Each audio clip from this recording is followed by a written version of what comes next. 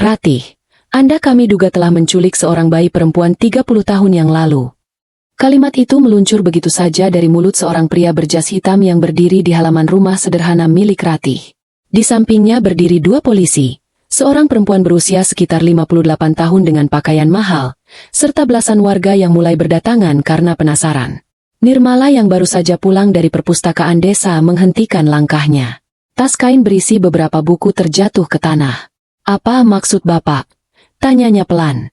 Perempuan berpenampilan elegan itu menatap Nirmala tanpa berkedip. Matanya mulai dipenuhi air mata. "Itu dia, wajahnya sama seperti suamiku waktu muda." Ratih yang sedang menjahit di teras langsung berdiri. Wajahnya pucat. "Saya tidak mengerti apa yang sedang Anda bicarakan." Pengacara itu membuka sebuah map coklat.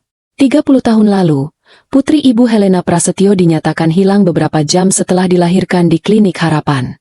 Berdasarkan penyelidikan terbaru, dugaan mengarah kepada Ibu Ratih. Suasana mendadak sunyi.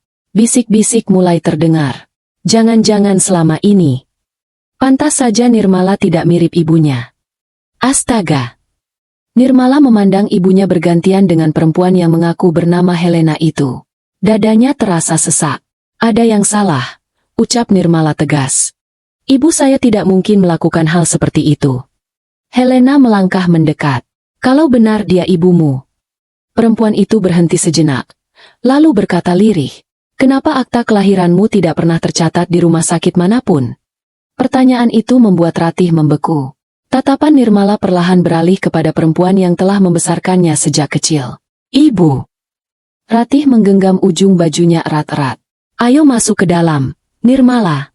"Ibu, jawab dulu." Ratih tidak menjawab. Keheningan itu justru menjadi jawaban yang paling menakutkan. "Halo, sahabat kisah tanpa topeng. Sebelum cerita ini semakin dalam dan penuh kejutan, jangan lupa klik tombol subscribe agar tidak ketinggalan kisah-kisah drama penuh misteri lainnya. Dukungan kalian sangat berarti untuk channel ini." Sore itu, rumah kecil yang biasanya tenang berubah menjadi pusat perhatian seluruh kampung. Orang-orang berdiri di balik pagar bambu, saling berbisik sambil menunjuk ke arah Ratih. "Aku bilang juga apa? Selama ini kelihatannya baik. Ternyata menyimpan dosa sebesar itu." Ucapan-ucapan itu terdengar jelas hingga ke telinga Nirmala. Ia mengepalkan tangan. "Cukup," serunya. Semua mata menoleh. "Kalian bahkan belum tahu apa yang sebenarnya terjadi." Namun tidak ada yang peduli. Fitnah selalu berjalan lebih cepat daripada kebenaran. Seorang ibu-ibu tetangga berteriak dari belakang kerumunan. "Kalau memang tidak bersalah, kenapa diam?" Kalimat itu menghantam hati Nirmala. Ia kembali menoleh kepada Ratih. "Ibu, katakan sesuatu." Ratih hanya menundukkan kepala. Helena memperhatikan semuanya dengan wajah campur aduk antara marah, sedih, dan berharap. "Aku mencari anakku selama 30 tahun, katanya pelan. "Aku mendatangi puluhan kota. Aku menyewa penyelidik. Aku bahkan kehilangan suamiku karena dia meninggal sebelum sempat menemukan putri kami." Air mata mengalir di pipinya. "Kalau perempuan itu benar anakku." Helena memandang Nirmala. "Aku tidak akan pergi sebelum mengetahui kebenarannya." Nirmala merasakan kepalanya berdenyut. Seumur hidup ia percaya bahwa Ratih adalah ibu kandungnya. Tidak pernah sekalipun ia mempertanyakan asal-usulnya. Ratih selalu bekerja siang malam sebagai penjahit agar Nirmala bisa sekolah hingga lulus perguruan tinggi. Saat Nirmala sakit, Ratih yang begadang. Saat Nirmala gagal masuk universitas negeri, Ratih yang menguatkan. Saat semua orang meremehkan mereka karena hidup sederhana, Ratih tidak pernah mengeluh. Bagaimana mungkin perempuan seperti itu dituduh menculik bayi? Seorang polisi akhirnya membuka suara. "Bu Ratih, kami belum menetapkan ibu sebagai tersangka. Kami hanya meminta kerjasama untuk penyelidikan." Ratih mengangguk pelan. "Saya akan kooperatif. Tapi..." Ia memandang Nirmala. "Tolong jangan menyakiti anak saya." Kalimat itu justru membuat Helena mengangkat wajah. "Anakmu?" Helena tersenyum pahit. "Itulah yang ingin kami buktikan." Malam mulai turun. Kerumunan perlahan bubar. Tetapi gosipnya tidak. Di warung kopi, di musala, di pos ronda, semua orang membicarakan rumah Ratih. Bahkan media lokal mulai datang setelah seseorang mengunggah foto kedatangan polisi ke media sosial. Di dalam rumah, suasana jauh lebih sunyi.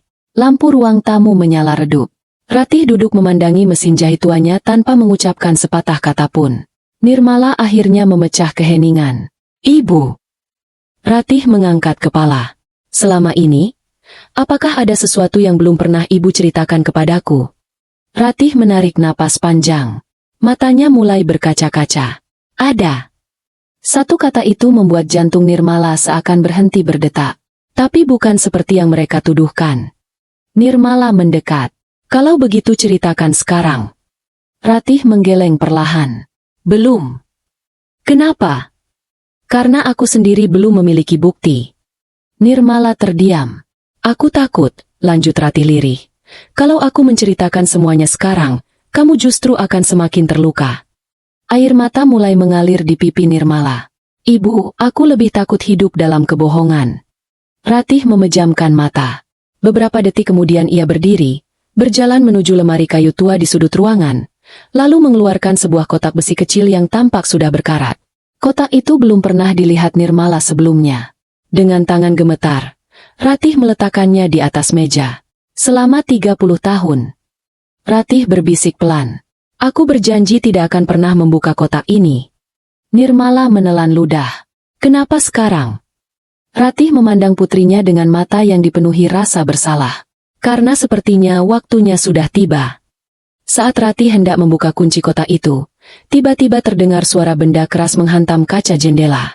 Praang! Kaca ruang tamu pecah berkeping-keping. Sebuah batu berbalut secari kertas terlempar masuk. Nirmala segera mengambilnya. Tangannya bergetar ketika membuka lipatan kertas itu. Di sana hanya tertulis satu kalimat dengan tinta merah. "Kalau kotak itu dibuka, akan ada yang mati." Batu yang memecahkan kaca masih tergeletak di lantai ruang tamu.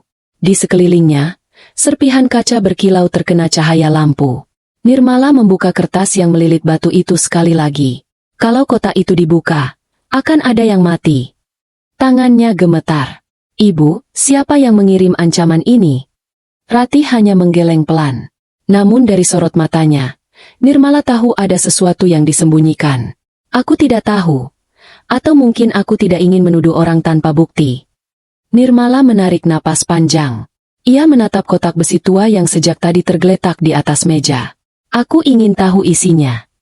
Ratih terdiam beberapa saat, lalu mengambil kunci kecil yang tergantung di balik lemari kayu. "Sudah 30 tahun aku berjanji tidak akan membukanya." "Kepada siapa?" Ratih tidak menjawab. Ia hanya membuka kunci kotak itu perlahan. Di dalamnya hanya ada beberapa benda tua, 2 foto yang mulai menguning, sebuah gelang identitas bayi, dan sebuah amplop coklat yang masih tersegel. Nirmala mengambil gelang bayi itu. Tulisan di permukaannya sudah memudar. Hanya beberapa huruf yang masih terlihat. "Mala." "Apa ini milikku?" Ratih mengangguk. "Aku menemukannya bersamamu." Nirmala langsung menoleh. "Bersamaku?" Ratih memejamkan mata, seolah sedang mengumpulkan keberanian. 30 tahun lalu, saat hujan deras, aku mendengar tangisan bayi di belakang klinik harapan. Nirmala menahan napas. Di sana ada keranjang bambu. Di dalamnya ada seorang bayi perempuan. "Bayi itu aku." Ratih kembali mengangguk. "Aku menunggu lama. Tidak ada siapapun yang datang. Aku melapor kepada warga sekitar, lalu ke kantor polisi. Tapi tidak ada laporan bayi hilang. Kenapa ibu tidak pernah menceritakan semua ini?" Ratih menatap putrinya dengan mata berkaca-kaca. "Aku takut." "Takut apa?" "Takut suatu hari ada yang datang mengambilmu." Air mata Nirmala jatuh tanpa bisa ditahan. Selama ini ia selalu mengira Ratih menyembunyikan sesuatu karena bersalah. Kini ia mulai memahami bahwa mungkin perempuan itu hanya takut kehilangan. Keesokan paginya, kabar tentang tuduhan penculikan menyebar ke seluruh desa. Beberapa warga sengaja berdiri di depan rumah Ratih. Kasihan Helena. Kalau benar anaknya dicuri, tega sekali. Ratih kelihatannya baik, ternyata. Ucapan itu terdengar jelas. Nirmala keluar rumah. "Tolong jangan menyimpulkan sebelum penyelidikan selesai." Seorang warga menjawab sinis.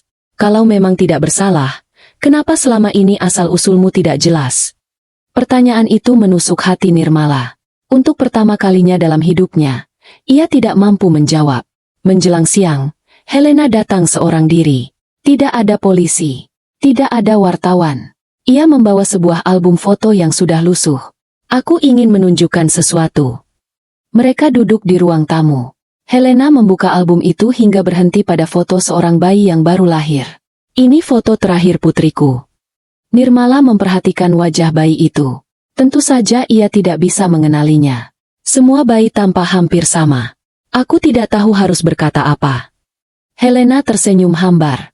Aku juga tidak berharap kamu langsung percaya.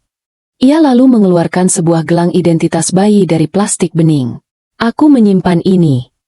Nirmala spontan mengambil gelang milik Ratih dari atas meja. Keduanya terlihat hampir sama. Bedanya, gelang milik Helena masih terbaca jelas. Sedangkan milik Ratih sudah hampir hilang tulisannya. Helena memperhatikan gelang itu beberapa detik. Warna plastiknya sama. Model tulisannya juga sama. Ratih ikut melihat. Itu memang berasal dari klinik yang sama. Suasana kembali hening. Jika kedua gelang itu berasal dari tempat yang sama, berarti kisah Ratih tentang menemukan bayi di dekat klinik mungkin benar. Tetapi mengapa Helena justru kehilangan bayinya di tempat yang sama?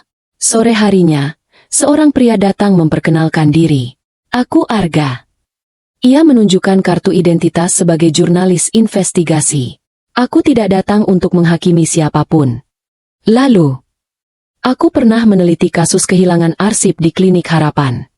Kalimat itu membuat Ratih dan Helena sama-sama terkejut. Apa maksudmu?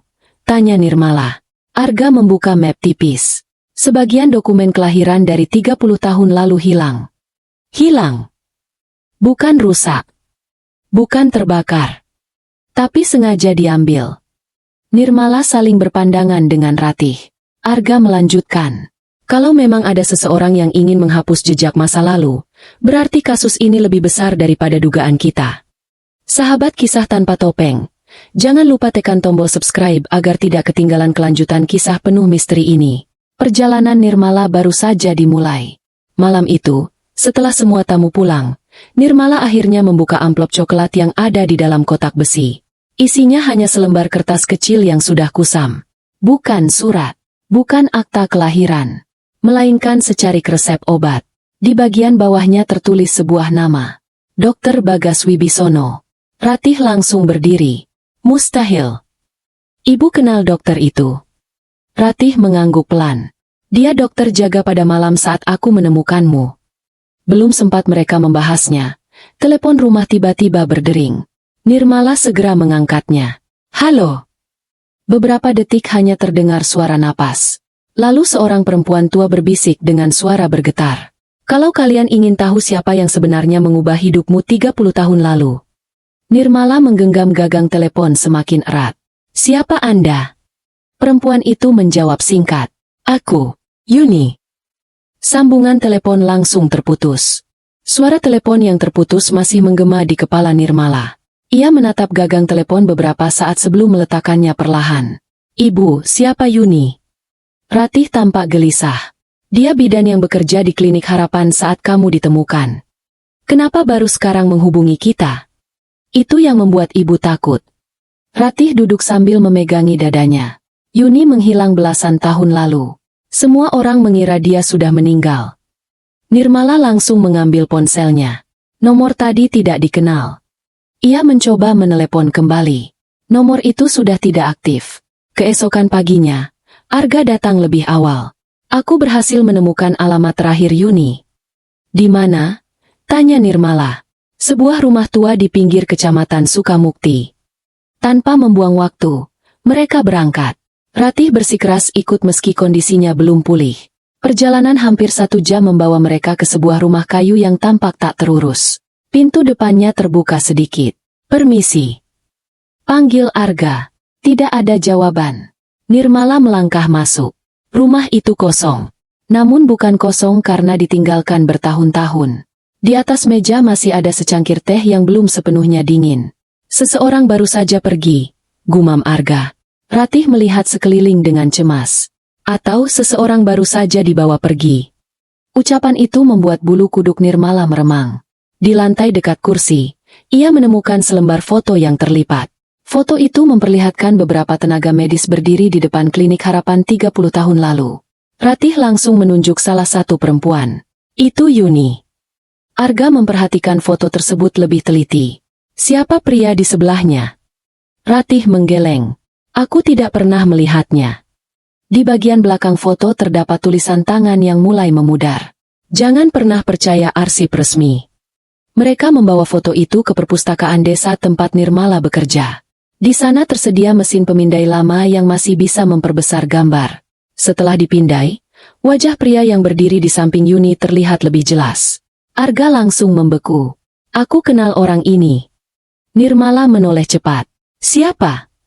Dulu dia pegawai administrasi klinik Harapan.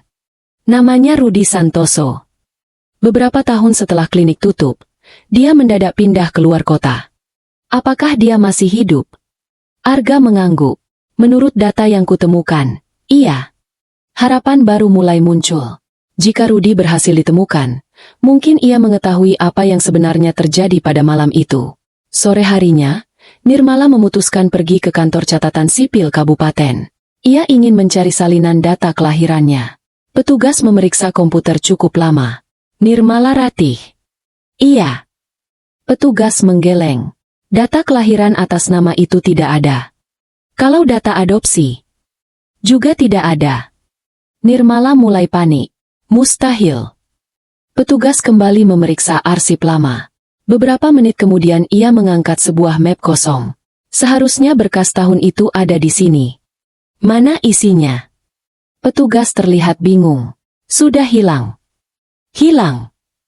Lebih tepatnya mapnya masih ada, tetapi seluruh dokumennya dicabut. Nirmala saling berpandangan dengan Arga. Ini sudah bukan kebetulan. Dokumen klinik hilang. Arsip kelahiran hilang. Kini berkas catatan sipil pun ikut lenyap. Seseorang benar-benar berusaha menghapus jejak masa lalu.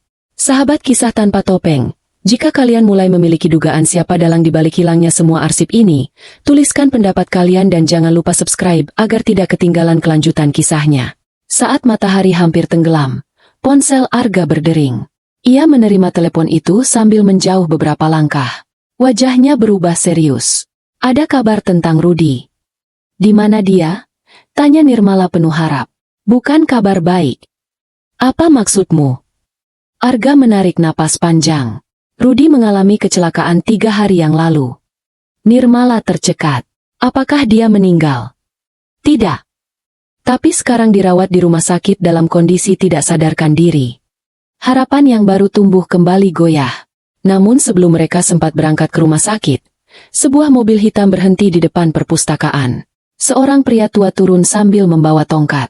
Ia mengenakan pakaian sederhana, tetapi pembawaannya sangat berwibawa. Apa benar kalian sedang mencari kebenaran tentang klinik Harapan? Nirmala mengangguk hati-hati. Pria itu menatap Ratih cukup lama sebelum berkata pelan. Kalau begitu, berhentilah. Kenapa? Karena orang yang menghilangkan arsip 30 tahun lalu. Ia berhenti sejenak. Masih hidup, masih berkuasa, dan sedang mengawasi setiap langkah kalian.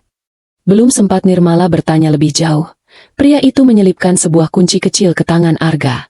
Kalau kalian tetap nekat, buka loker nomor 7 di stasiun kereta lama. Di sana ada sesuatu yang tidak sempat mereka musnahkan. Setelah mengatakan itu, pria tersebut kembali masuk ke mobilnya dan pergi. Nirmala menatap kunci kecil di tangan Arga. Di gagangnya terukir angka 7 dengan cat merah yang mulai pudar. Ia belum tahu apa yang menunggu di dalam loker itu. Tetapi firasatnya mengatakan bahwa benda di sana akan menjadi petunjuk terbesar yang pernah mereka temukan. Malam itu juga, Nirmala, Arga, dan Ratih berangkat menuju stasiun kereta lama yang sudah puluhan tahun tidak beroperasi. Bangunan tua itu gelap dan dipenuhi semak liar. Hanya cahaya senter Arga yang menerangi lorong sempit menuju deretan loker besi berkarat. Loker nomor 7. Arga menghitung satu persatu. 1, 2, 3. Akhirnya mereka berhenti di depan sebuah loker kecil dengan angka 7 yang hampir terkelupas. Nirmala menggenggam kunci pemberian pria misterius tadi. Semoga ini bukan jebakan. Kunci diputar perlahan. Klik. Pintu loker terbuka. Di dalamnya hanya ada sebuah kotak kayu kecil yang dibungkus kain putih. Ratih tanpa ragu. Jangan dibuka di sini. Mereka membawa kotak itu keluar menuju mobil. Begitu tutupnya dibuka, ketiganya saling berpandangan. Isinya bukan uang atau perhiasan, melainkan sebuah buku agenda, beberapa lembar negatif foto, dan kaset pita berwarna hitam. Arga membuka halaman pertama buku agenda. Tulisan tangan di sana sangat rapi. Catatan jaga klinik harapan. Tanggal yang tertulis membuat jantung Nirmala berdegup kencang. Hari itu adalah tanggal kelahirannya. Mereka segera kembali ke rumah Ratih. Arga membaca isi buku itu dengan suara pelan. Pukul 20.10. Pasien Helena Prasetyo melahirkan bayi perempuan. Semua masih tampak normal. Namun beberapa baris berikutnya membuat suasana berubah. Pukul 21.05. Terjadi keadaan darurat di ruang bersalin kedua. Halaman berikutnya telah disobek. Nirmala membalik ke halaman selanjutnya. Tulisan kembali muncul. Perintah datang agar seluruh kejadian malam ini tidak dicatat dalam laporan resmi. Ratih menutup mulutnya. Berarti memang ada sesuatu yang disembunyikan. Arga mengangguk. Dan seseorang sengaja merobek bagian yang paling penting. Keesokan harinya mereka pergi ke rumah sakit tempat Rudi dirawat. Rudi masih terbaring lemah. Dokter mengatakan kondisinya mulai membaik, tetapi belum boleh terlalu banyak berbicara. Saat Nirmala mendekat, mata Rudi perlahan terbuka. Ia memandang wajah Nirmala cukup lama. Lalu bibirnya bergerak pelan. "Bukan." "Apa maksud Bapak?" tanya Nirmala. Rudi berusaha mengangkat tangan. "Bukan bayi yang..." Kalimatnya terhenti. Alat pemantau jantung tiba-tiba berbunyi lebih cepat. Perawat segera meminta mereka keluar. Di depan ruang perawatan, Nirmala masih memikirkan kata-kata Rudi. "Bukan bayi yang..." Kalimat itu terasa menggantung. Seolah ada fakta besar yang belum sempat diucapkan. Saat mereka hendak pulang, Arga menerima pesan singkat dari nomor tak dikenal. "Periksa negatif fotonya." Hanya itu isi pesannya. Mereka langsung kembali ke rumah. Arga meminjam alat pemindai film dari studio foto lama di kota. Satu persatu negatif foto dipindai ke komputer. Foto pertama memperlihatkan halaman depan klinik harapan. Foto kedua memperlihatkan ruang administrasi. Namun foto ketiga membuat semua orang terdiam. Di sana terlihat Yuni sedang menggendong seorang bayi. Di sampingnya berdiri Dokter Bagas. Dan di belakang mereka, tampak seorang pria yang wajahnya sengaja disilang menggunakan tinta hitam. "Siapa dia?" gumam Nirmala. Arga memperbesar gambar. Meski wajahnya dirusak, satu benda masih terlihat jelas. Pria itu mengenakan cincin besar dengan lambang burung Garuda. Ratih langsung mengingat sesuatu. "Aku pernah melihat cincin seperti itu." "Di mana?" Ratih menatap Nirmala dengan wajah tegang. "Dipakai oleh Pak Hendra, mantan kepala desa." Ruangan mendadak sunyi. Selama ini Pak Hendra dikenal sebagai orang paling dihormati di desa. Mustahil jika ia terlibat. Atau memang selama ini semua orang salah menilainya? Di saat yang sama, ponsel Arga kembali berdering. Nomor rumah sakit. Wajah Arga langsung berubah pucat setelah mengangkat telepon. "Nirmala." "Ada apa?" Arga menelan ludah. Rudi baru saja menghilang dari ruang perawatannya. Tidak ada yang melihat siapa yang membawanya pergi. Dan di atas ranjang yang kosong, polisi hanya menemukan secari kertas bertuliskan, "Saksi berikutnya tidak akan seberuntung Rudi." Ancaman itu membuat Nirmala tidak bisa memejamkan mata semalaman. "Saksi berikutnya tidak akan seberuntung Rudi." Kalimat itu membuktikan satu hal. Ada seseorang yang terus memantau penyelidikan mereka. Pagi harinya, Arga datang dengan wajah letih. Polisi tidak menemukan jejak Rudi. "Rekaman CCTV?" tanya Nirmala. "Hilang." "Hilang." File dari tengah malam sampai pukul 3 dini hari terhapus. Nirmala mengepalkan tangan. Berarti ini bukan kecelakaan. Arga mengangguk. Seseorang tahu persis apa yang harus dihilangkan. Ratih menyeduhkan teh hangat, tetapi tak seorang pun menyentuhnya. "Aku merasa kita diawasi," katanya lirih. Belum sempat Arga menjawab, terdengar suara motor berhenti di depan rumah. Seorang kurir mengantarkan sebuah amplop tanpa nama pengirim. Nirmala segera membukanya. Di dalamnya terdapat selembar foto baru. Foto itu memperlihatkan Yuni sedang duduk di sebuah kursi roda. Di bagian belakang foto tertulis alamat sebuah panti jompo di kota sebelah. "Ini pasti sengaja dikirim kepada kita," ujar Arga. Tapi oleh siapa? Tidak ada jawaban. Namun mereka sepakat berangkat hari itu juga. Panti jompo tersebut berada di kaki perbukitan. Bangunannya sederhana, tetapi bersih. Seorang perawat menyambut mereka. Kami ingin bertemu dengan Ibu Yuni. Perawat tampak bingung. Ibu Yuni? Iya. Beliau memang tinggal di sini sampai kemarin. Nirmala langsung berdiri. Kemarin? Beliau dijemput keluarganya. Ratih mengernyit. Setahu saya, Yuni tidak punya keluarga. Perawat mengangguk pelan. Itu juga yang membuat kami heran. Siapa yang menjemput? Dua pria. Mereka membawa surat kuasa. Arga menunjukkan foto Yuni. Apakah salah satunya pria ini? Perawat menggeleng. Wajah mereka memakai masker. Harapan mereka kembali pupus. Saat hendak pergi, perawat memanggil Nirmala. Tunggu. Ia menyerahkan sebuah buku doa kecil. Ibu Yuni meninggalkan ini semalam. Katanya, kalau ada perempuan bernama Nirmala datang, berikan buku ini. Nirmala menerima buku itu dengan tangan bergetar. Di sela-sela halaman terakhir terselip secari kertas. Hanya ada satu kalimat. Percayalah kepada perempuan yang membesarkanmu. Nirmala memandang Ratih. Air matanya hampir jatuh. Dalam perjalanan pulang, Arga mendadak menghentikan mobil. Ada yang mengikuti kita. Sebuah mobil hitam tampak menjaga jarak sejak keluar dari panti. Arga sengaja berbelok ke jalan kecil. Mobil itu tetap mengikuti. Nirmala, pegang erat. Arga menekan pedal gas. Mobil hitam ikut mempercepat laju. Beberapa menit kemudian mereka berhasil masuk ke halaman kantor polisi sektor terdekat. Mobil hitam itu langsung berputar arah dan menghilang. Nomor polisinya sempat terlihat. Tanya Nirmala. Arga menggeleng. Sengaja ditutup lumpur. Malam harinya, mereka kembali memeriksa buku doa milik Yuni. Di balik sampulnya ternyata ada lipatan kertas lain yang jauh lebih kecil. Arga membukanya perlahan. Isinya hanya daftar nama. Helena Prasetyo, Dr. Bagas, Yuni, Rudi Santoso. Lalu satu nama terakhir yang diberi lingkaran merah. Pak Hendra. Di bawah daftar itu tertulis satu kalimat pendek. Hanya satu yang mengetahui seluruh kebenaran. Ratih menarik napas panjang. Kalau begitu kita harus menemui Pak Hendra. Tidak, sahut Arga cepat. Kalau dia memang terlibat, mendatanginya tanpa bukti justru berbahaya. Nirmala mengangguk. Kita cari bukti lebih dulu. Sahabat kisah tanpa topeng, jangan lupa subscribe agar tidak ketinggalan kelanjutan kisah ini. Semakin dekat Nirmala dengan kebenaran, semakin besar pula bahaya yang mengintainya. Keesokan paginya, Arga mendapat kabar dari seorang kenalannya di kantor pertanahan. Ada sesuatu yang aneh. Apa? Bangunan bekas klinik Harapan ternyata belum pernah benar-benar dijual. Masih atas nama siapa? Arga menatap layar ponselnya beberapa detik. Lalu wajahnya berubah serius.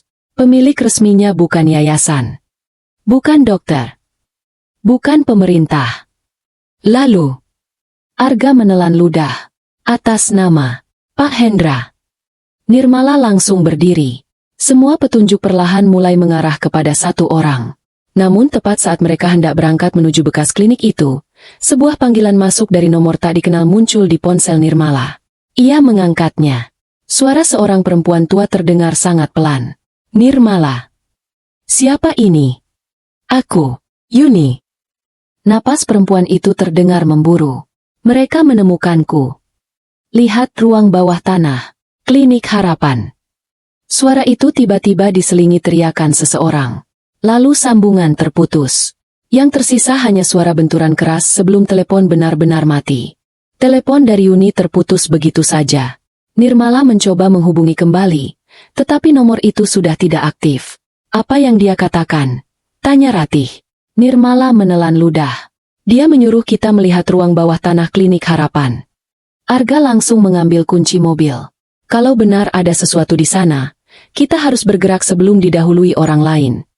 Bekas klinik Harapan berdiri sunyi di ujung desa. Ket dindingnya mengelupas, sebagian atap telah runtuh, dan halaman depannya dipenuhi ilalang. Garis polisi yang sudah usang masih tergantung di pagar. Mereka bilang bangunan ini kosong bertahun-tahun, gumam Nirmala.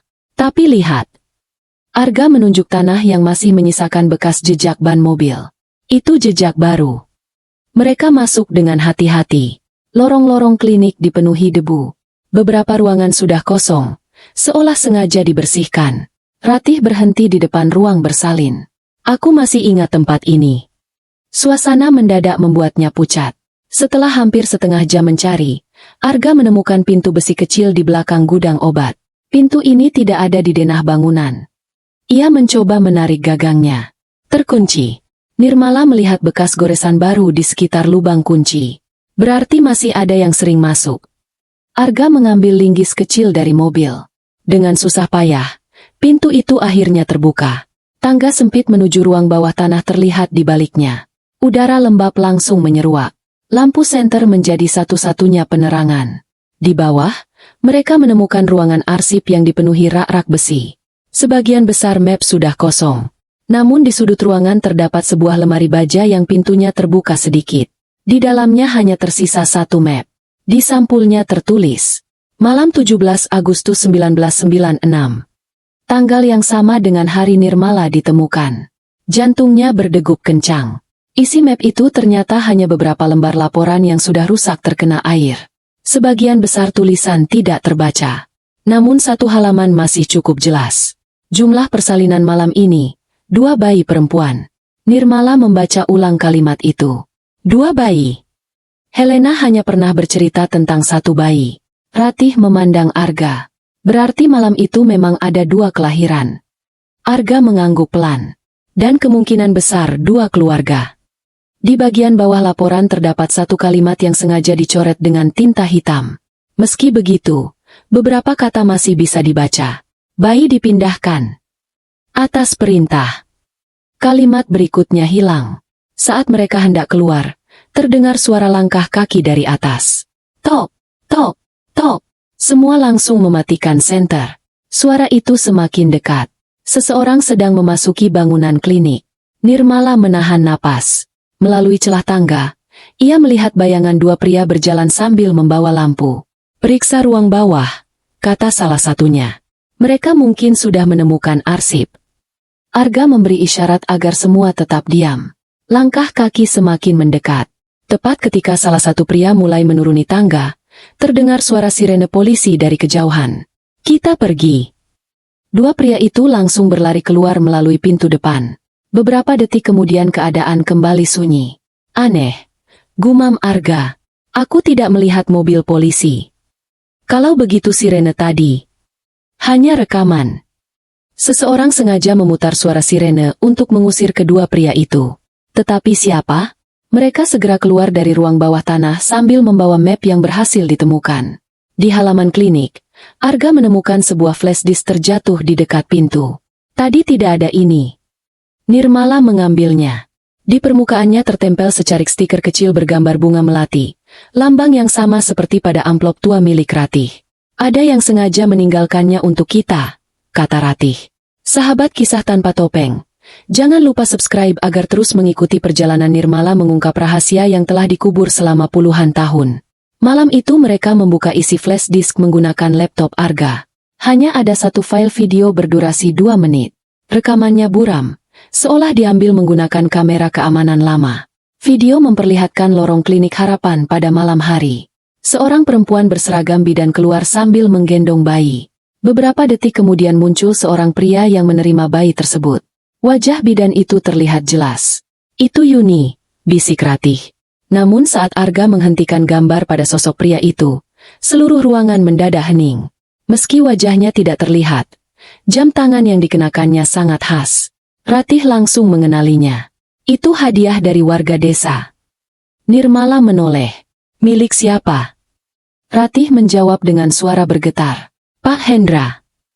Video itu diputar berulang kali. Semakin lama memperhatikannya, semakin yakin Ratih. Aku tidak mungkin salah. Jam tangan itu hadiah saat Pak Hendra terpilih menjadi kepala desa. Arga memperbesar gambar. Sayangnya wajahnya tetap tidak terlihat. Nirmala menghela napas. Kalau hanya jam tangan, itu belum cukup menjadi bukti. Arga mengangguk. Kita butuh seseorang yang melihat langsung kejadian malam itu. Tiba-tiba ponsel Arga berdering. Ia menerima telepon sambil menjauh. Beberapa saat kemudian ia kembali dengan wajah serius. Rudi sudah ditemukan. Nirmala langsung berdiri. Di mana? Di sebuah rumah singgah milik yayasan sosial. Siapa yang menemukannya? Seorang warga. Mari kita ke sana sekarang. Rudi tampak jauh lebih lemah dibanding beberapa hari lalu. Tangannya dipenuhi luka lecet. Saat melihat Nirmala masuk, matanya langsung berkaca-kaca. Akhirnya kalian datang. Nirmala duduk di samping ranjang. Pak Rudi, siapa yang membawa Bapak pergi? Rudi menggeleng. Wajah mereka ditutup. Lalu kenapa Bapak dilepaskan? Mereka mengira aku sudah tidak ingat apa-apa. Arga segera mengeluarkan buku catatan. Apa yang sebenarnya terjadi malam itu? Rudi memejamkan mata beberapa detik. Malam itu, memang ada 2 bayi perempuan lahir. Nirmala menahan napas. Salah satunya putri Bu Helena. Yang satu lagi. Rudi menggeleng pelan. Itulah yang tidak pernah boleh diketahui orang. Ruangan kembali sunyi. Rudi melanjutkan dengan suara lirih. Setelah tengah malam listrik klinik sempat padam. Hanya beberapa menit. Saat lampu menyala kembali. Ia terdiam. Ada seseorang membawa salah satu bayi keluar. Siapa? Aku tidak melihat wajahnya. Tapi aku mendengar seseorang berkata. Rudi berhenti sejenak. Pak Hendra sudah menunggu. Ratih spontan menutup mulutnya. Sebelum Rudi sempat melanjutkan cerita, 2 polisi memasuki ruangan. Mohon maaf. Kami harus membawa Pak Rudi untuk pemeriksaan lanjutan.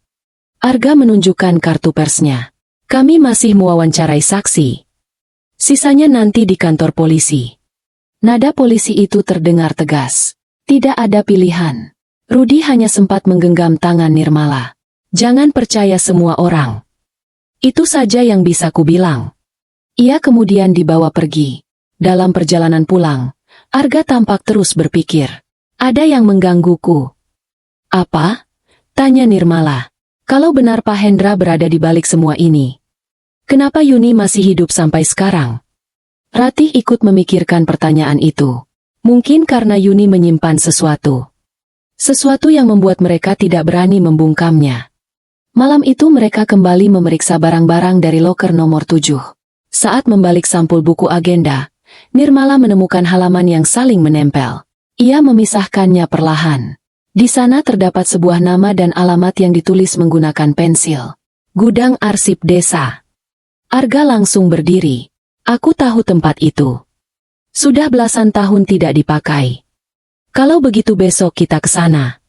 Sahabat Kisah Tanpa Topeng, jangan lupa subscribe agar terus mengikuti misteri yang semakin mendekati kebenaran. Keesokan pagi mereka menuju gudang arsip desa. Bangunannya kecil dan dipenuhi rak-rak kayu tua. Sebagian dokumen sudah dimakan rayap. Saat Arga memindahkan sebuah lemari, ia menemukan pintu sempit yang tersembunyi. Di baliknya terdapat ruang penyimpanan yang jauh lebih kecil. Di dalam ruangan itu hanya ada satu peti besi. Kuncinya ternyata masih cocok dengan kunci kecil yang sebelumnya mereka temukan di stasiun. Klik. Peti terbuka. Isinya bukan dokumen, melainkan puluhan kaset rekaman suara. Setiap kaset diberi tanggal.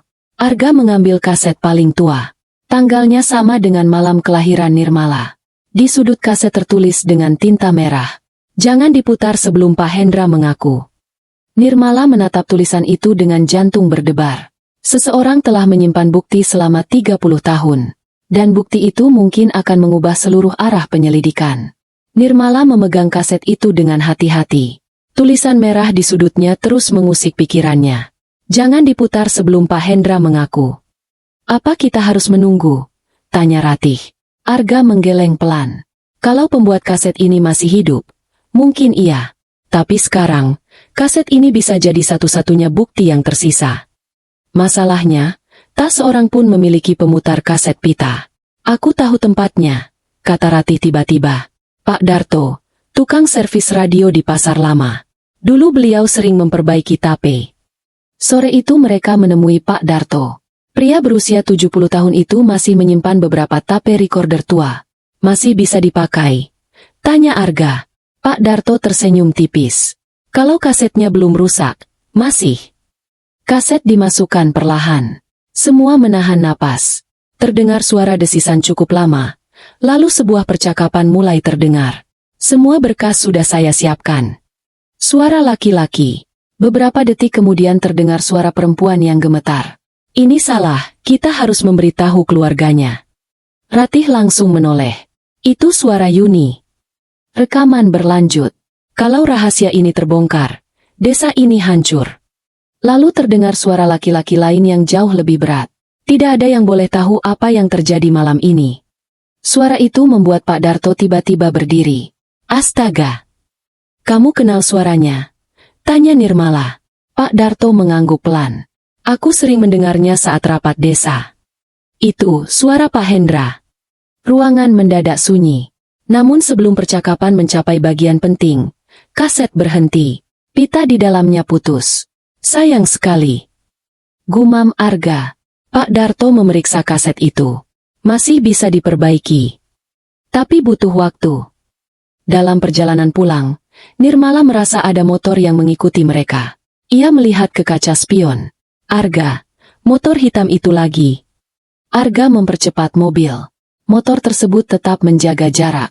Beberapa menit kemudian, motor itu berbelok dan menghilang. Mereka sengaja mengawasi kita, kata Arga. Bukan menyerang. Mereka sedang memastikan sejauh mana kita mengetahui kebenaran. Sesampainya di rumah, Helena sudah menunggu di teras. Wajahnya tampak jauh lebih lelah dibanding sebelumnya. Aku ingin minta maaf. Ratih terdiam. Aku terlalu cepat menuduhmu. Ratih menghela napas. Aku juga menyimpan rahasia terlalu lama. Helena menatap Nirmala. Apapun hasil akhirnya nanti. Terima kasih karena tidak pernah membenciku. Nirmala tersenyum tipis. Aku hanya ingin tahu siapa yang sebenarnya bersalah. Saat itulah Arga menerima telepon dari seorang polisi yang dikenalnya. Wajahnya langsung berubah serius. Ada perkembangan. Apa? Tanya Nirmala. Polisi akhirnya memeriksa rumah Pak Hendra. Menemukan sesuatu. Arga mengangguk. Sebuah brankas kosong. Kosong? Ya. Tapi menurut tetangganya, semalam ada seseorang membawa beberapa kardus keluar dari rumah itu. Nirmala mengepalkan tangan. Dia sedang menghilangkan barang bukti. Malam semakin larut. Saat semua orang bersiap beristirahat, terdengar suara mobil berhenti di depan rumah Ratih. Seorang pria tua turun dengan tergesa-gesa. Itu Pak Darto. Napasnya terengah-engah. Kasetnya. Ada apa dengan kasetnya? Tanya Arga. Pak Darto menyerahkan pita yang sudah diperbaiki. Aku berhasil menyambung bagian yang putus. Dan aku mendengar kelanjutannya. Apa isinya? Pak Darto menatap mereka satu persatu. Waktu itu bukan bayi yang menjadi masalah. Nirmala membeku.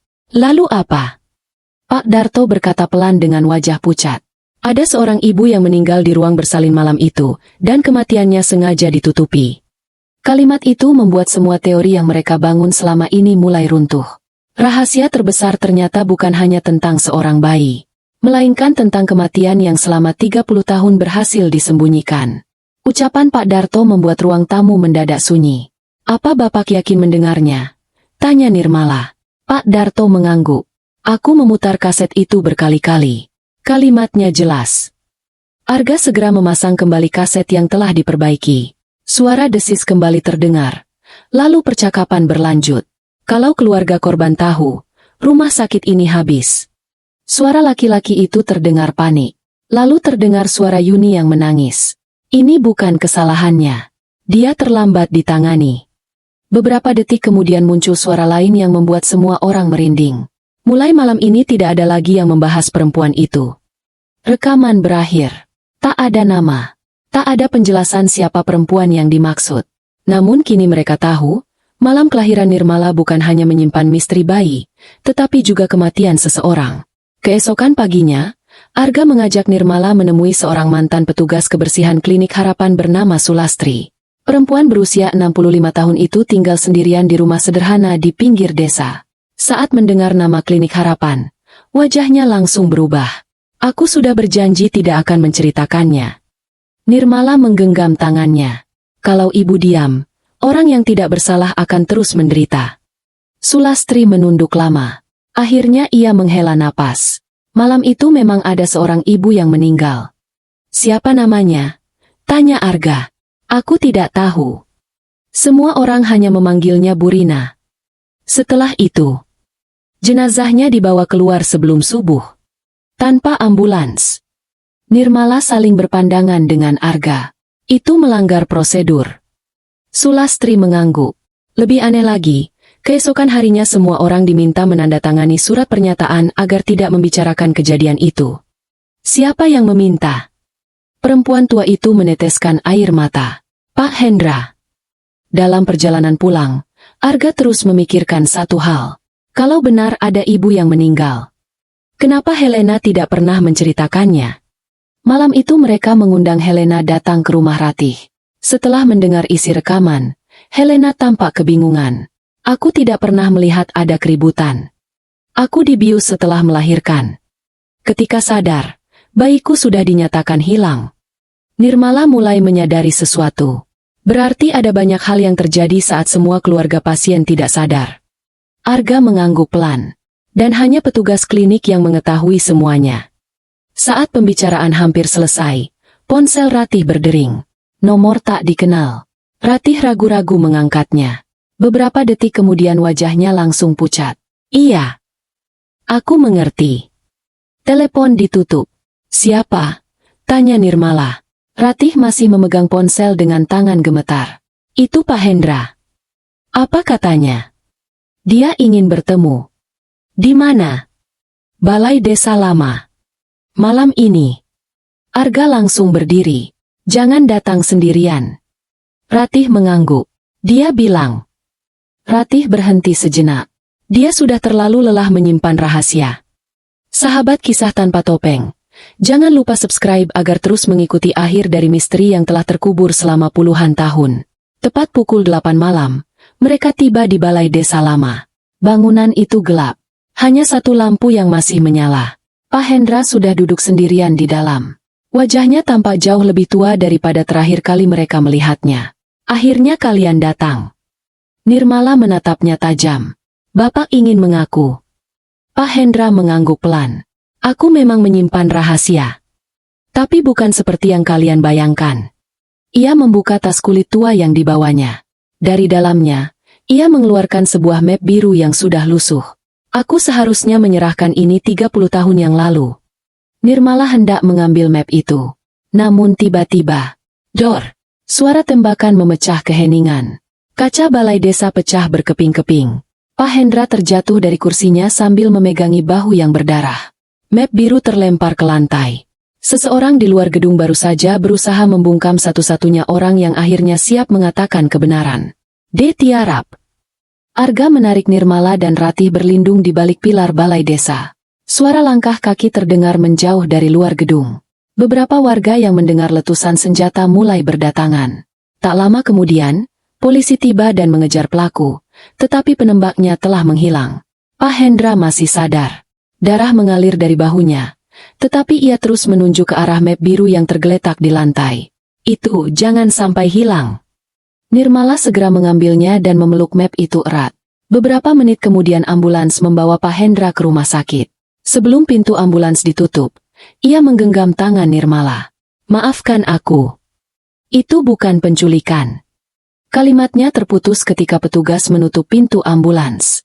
Di rumah Ratih, mereka membuka map biru dengan hati-hati.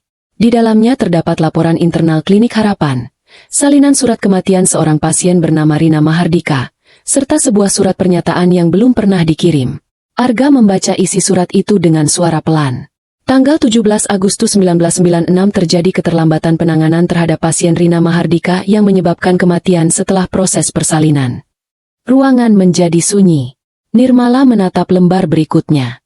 Di sana tertulis sesuatu yang jauh lebih mengejutkan. Bayi yang dilahirkan Rina selamat. Ratih menutup mulutnya. Berarti. Arga mengangguk. Selama ini kita hanya mencari bayi Helena. Padahal ada bayi kedua yang ibunya meninggal. Lembar terakhir berisi tulisan tangan Pak Hendra. Aku menyetujui penghancuran sebagian arsip karena takut keluarga korban menuntut klinik dan desa. Itu adalah keputusan terburuk dalam hidupku. Namun satu kalimat di bagian bawah membuat jantung Nirmala berdegup kencang. Aku tidak pernah memerintahkan penculikan bayi karena memang tidak pernah ada penculikan. Keesokan harinya, polisi menangkap penembak yang melukai Pak Hendra. Pria itu ternyata seorang mantan petugas keamanan klinik Harapan. Dalam pemeriksaan, ia mengaku dibayar seseorang untuk mengambil map biru sebelum sampai ke tangan polisi. "Siapa yang menyuruhmu?" tanya penyidik. Pria itu menggeleng. "Aku hanya menerima uang melalui perantara. Dalang utamanya masih belum diketahui." Sore harinya, dokter mengizinkan Nirmala menemui Pak Hendra di rumah sakit. Pria tua itu tampak jauh lebih lemah. "Nirmala, aku datang untuk mendengar semuanya." Pak Hendra menghela napas panjang. 30 tahun lalu aku pengecut. Aku memilih menyelamatkan nama baik desa daripada membela kebenaran. "Siapa bayi yang dibawa Ratih pulang?" tanya Nirmala. Pak Hendra memandangnya dengan mata berkaca-kaca. "Itulah yang selama ini tidak pernah bisa dipastikan. Listrik padam. Dokumen rusak. Petugas saling menyalahkan. Ketika keadaan kembali normal, satu bayi sudah tidak berada di ruang bersalin. Yuni bersikeras bayi itu harus dicari. Tetapi keadaan menjadi kacau setelah Rina meninggal. Ia menutup mata beberapa detik. Semua orang hanya sibuk menutupi kematian itu. Nirmala terdiam. Jadi selama ini, bukan hanya identitas bayi yang hilang. Seluruh malam itu berubah menjadi kekacauan yang kemudian ditutup rapat oleh orang-orang yang takut mempertanggungjawabkan kesalahan mereka. Beberapa hari kemudian, hasil pemeriksaan DNA resmi akhirnya keluar. Helena membukanya dengan tangan gemetar. Semua menunggu dalam diam. Helena membaca beberapa baris pertama, lalu air matanya jatuh. "Nirmala, bukan anak kandungku." Ruangan hening. Ratih memeluk Nirmala erat. Untuk pertama kalinya sejak semua ini dimulai, tidak ada lagi tuduhan penculikan terhadap dirinya. Namanya dipulihkan. Namun satu pertanyaan terbesar masih belum terjawab. Kalau Nirmala bukan putri Helena, lalu siapa orang tua kandung Nirmala sebenarnya? Saat semua orang masih larut dalam kebingungan, seorang penyidik datang membawa kabar baru. Tim forensik berhasil membaca sebagian data dari arsip yang rusak. Ada satu nama keluarga yang belum pernah muncul selama penyelidikan. Nirmala menatap penyidik itu. "Siapa?" Penyidik menyerahkan secari kertas. Di sana hanya tertulis satu nama. Mahardika. Nama belakang yang sama dengan perempuan yang meninggal di ruang bersalin 30 tahun lalu. Rahasia terbesar akhirnya mulai menunjukkan arahnya. Namun jawaban terakhir masih menunggu untuk diungkap. Nama itu terus terngiang di kepala Nirmala. Mahardika. Nama belakang yang sama dengan perempuan yang meninggal di klinik Harapan 30 tahun lalu. "Apa? Rina Mahardika adalah ibuku?" tanya Nirmala lirih. Penyidik menggeleng. "Kami belum bisa memastikan. Data yang berhasil dipulihkan hanya menunjukkan bahwa bayi kedua memiliki hubungan dengan keluarga Mahardika." Harapan yang baru tumbuh kembali menggantung. Arga segera mengajak Nirmala menemui bagian arsip pemakaman kabupaten. Jika Rina benar meninggal malam itu, pasti ada catatan pemakamannya. Seorang petugas tua membuka buku register yang sudah kusam.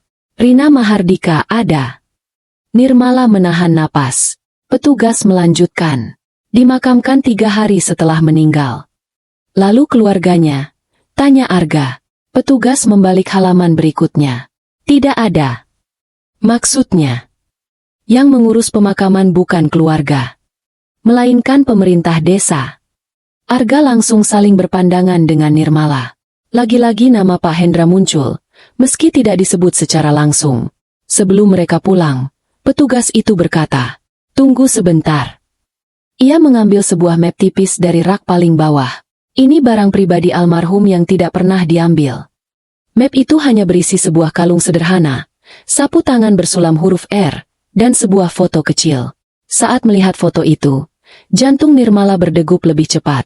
Foto tersebut memperlihatkan seorang perempuan muda yang sedang hamil besar. Di sampingnya berdiri seorang pria. Wajah pria itu sengaja disobek hingga tidak bisa dikenali. Namun di belakang foto terdapat tulisan tangan. "Untuk anak kita, semoga kelak kau hidup lebih baik daripada kami." Air mata Nirmala mengalir. Ia bahkan belum tahu apakah perempuan itu benar ibunya. Tetapi membaca kalimat tersebut membuat dadanya terasa sesak. Sore harinya mereka kembali ke rumah sakit. Pak Hendra meminta bertemu empat mata dengan Nirmala. Aku tidak punya banyak waktu. Nirmala duduk di samping ranjangnya. Aku ingin satu jawaban. Pak Hendra mengangguk pelan. Rina memang melahirkan seorang bayi perempuan. Apakah bayi itu aku? Pak Hendra memejamkan mata. Aku tidak pernah melihat wajah bayinya. Apa?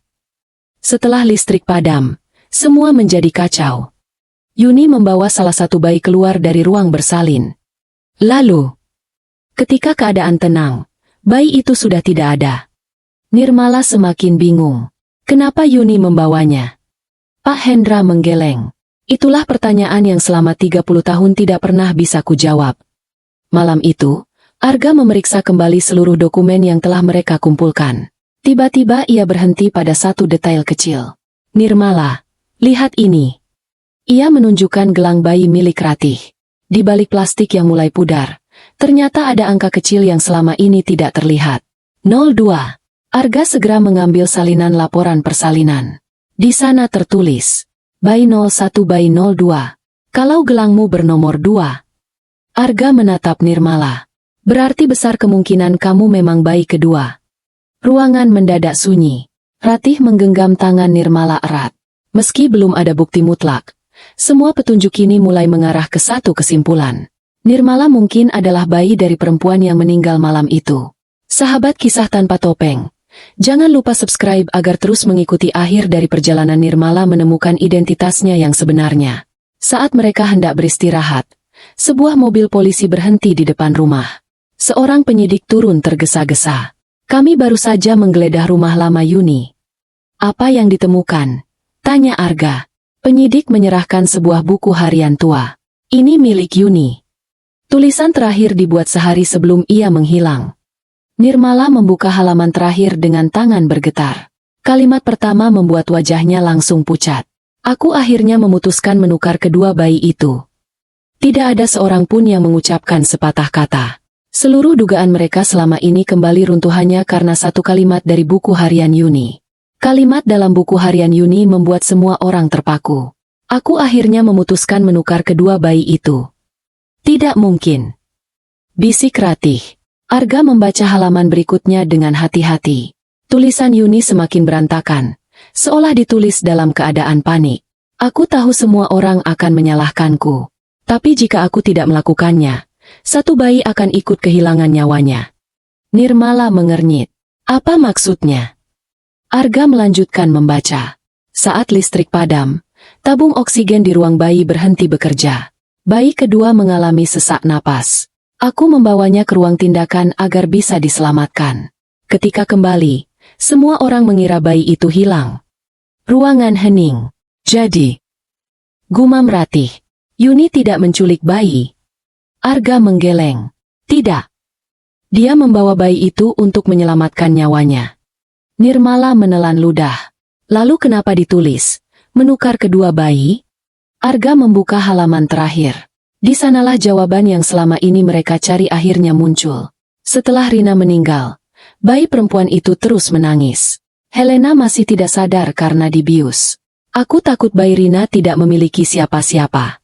Aku meletakkan kedua bayi di ruang perawatan yang sama sambil menunggu dokter.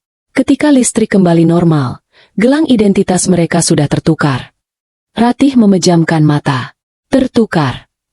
Semuanya berawal dari gelang yang tertukar.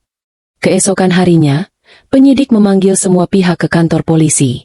Helena, Ratih, Arga, dan Nirmala hadir bersama. Penyidik meletakkan buku harian Yuni di atas meja. Berdasarkan seluruh bukti yang kami kumpulkan, tidak ditemukan bukti adanya penculikan bayi. Helena menundukkan kepala. Air matanya jatuh tanpa bisa ditahan. Aku menuduh orang yang tidak bersalah. Ratih perlahan menggenggam tangan Helena. Aku memaafkanmu. Untuk pertama kalinya sejak mereka bertemu, kedua perempuan itu menangis bersama. Bukan sebagai musuh, melainkan sebagai dua ibu yang sama-sama menjadi korban kekacauan malam itu. Namun penyidik belum selesai. Ada satu hal lagi. Ia mengeluarkan hasil pemeriksaan DNA terbaru. Kami berhasil menemukan kerabat dekat almarhumah Rina Mahardika. Nirmala menatap lembar hasil itu dengan jantung berdebar. Penyidik tersenyum tipis. Hasilnya memastikan bahwa Nirmala memiliki hubungan biologis dengan keluarga Mahardika. Air mata Nirmala langsung mengalir. Berarti selama ini firasatnya benar. Rina Mahardika adalah ibu kandungnya. Ratih memeluk Nirmala erat. Maafkan ibu. Nirmala menggeleng sambil menangis. Jangan bilang begitu. Kalau ibu tidak menemukanku malam itu, mungkin aku tidak akan hidup sampai hari ini. Beberapa hari kemudian, kabar itu menyebar ke seluruh desa. Nama Ratih dipulihkan. Polisi secara resmi menghentikan penyelidikan kasus dugaan penculikan. Pak Hendra juga memberikan pengakuan tertulis sebelum menjalani proses hukum. Ia mengakui telah menyembunyikan kematian Rina dan memerintahkan penghancuran arsip klinik demi melindungi nama baik desa. Kesalahan itu telah menghantuinya selama 30 tahun. Sahabat kisah tanpa topeng, terima kasih sudah mengikuti perjalanan panjang ini. Jangan lupa subscribe, karena masih banyak kisah drama penuh emosi yang akan kami hadirkan. Seminggu kemudian, Nirmala berdiri di depan makam Rina Mahardika. Ia meletakkan bunga melati di atas pusara. Bu, aku memang terlambat mengenalmu. Tapi aku bersyukur akhirnya tahu siapa diriku. Di belakangnya, Ratih berdiri dengan mata berkaca-kaca. Nirmala menoleh, lalu menggenggam tangan perempuan yang telah membesarkannya sejak bayi. Ibu. Ratih tersenyum. Iya, nak. Nirmala membalas senyum itu. Mulai hari ini aku punya dua ibu. Satu yang melahirkanku. Dan satu lagi yang mengajariku arti kasih sayang. Ratih memeluknya erat. Matahari sore perlahan tenggelam di balik pepohonan. Untuk pertama kalinya setelah 30 tahun, kebenaran akhirnya menemukan jalannya. Dan Nirmala menyadari satu hal yang akan selalu ia pegang sepanjang hidupnya. Hubungan darah mungkin menentukan dari mana seseorang berasal. Tetapi cinta dan pengorbananlah yang menentukan siapa yang pantas disebut keluarga.